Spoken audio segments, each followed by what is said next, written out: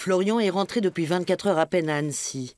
Son cœur et toute son énergie sont encore là-bas, vers l'Indonésie, meurtris, dévastés, 500 morts, des milliers de sans-abri et des répliques toujours incessantes. Avec Anne, son amie, ils étaient en vacances au moment du premier séisme. Il n'oubliera jamais. La panique, le flot des touristes qui cherchent à fuir à tout prix, comme eux, ce 5 août. Mais il y a eu une rencontre. Il y avait un tel décalage entre ce que lui faisait et ce que nous, on essayait de faire. Nous, on essayait juste de partir. Et lui, il essayait juste d'aller chercher de la nourriture, des médicaments pour son village qui s'était complètement effondré.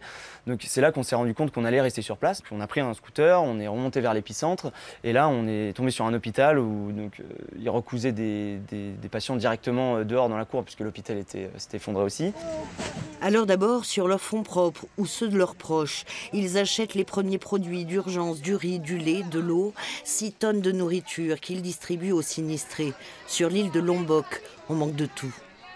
Il y a quelques organisations gouvernementales aussi, mais c'est vrai qu'ils essaient de relier des villages, les camps où il y a le plus de personnes, c'est normal.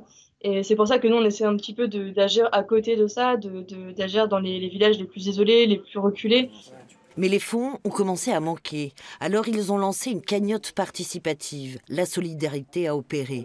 1 000 € dès le premier jour. Près de 22 000 aujourd'hui. Le premier jour, on est arrivé avec la cagnotte, on a essayé de prendre 500 kilos de riz, je crois. Le jour suivant, on était à déjà 1,5 tonne, il me semble. Et les dernières missions de ravitaillement, on était à 3 tonnes de riz, 3 tonnes d'eau. Au final, il y avait plus de 8 tonnes de nourriture et on n'a eu aucun problème. Obligés de rentrer, leur visa expiré. Ce sont les habitants sur place qui ont pris le relais, une quinzaine de volontaires. Eux préparent déjà la création d'une association, la reconstruction d'écoles provisoires et pensent repartir en septembre.